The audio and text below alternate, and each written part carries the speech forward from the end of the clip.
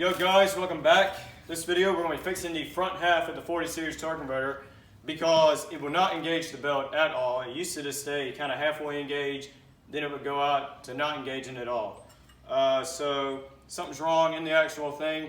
I mean, I don't understand how it could fall out and break this easy, but we're going to try to fix it and hopefully it's going to work. All right, so let's bend this little clip band thing down. This is spring loaded, by the way.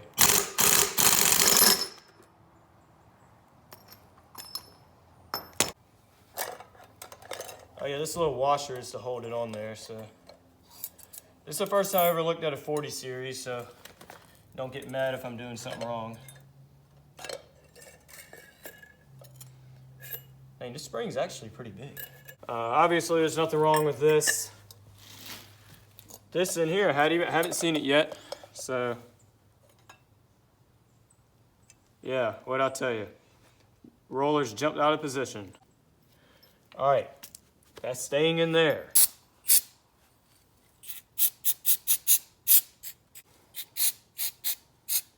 All right, so let's be 100% sure where this thing is gonna go.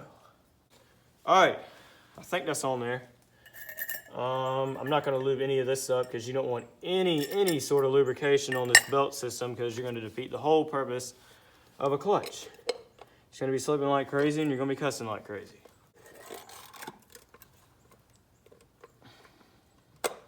Hopefully it's not going to go on there cross-threaded because wouldn't that be some crap. This should thread on there easy. Whatever. That should do. All right, got it all fixed up, cleaned up. Let's put it back on here and see if it works.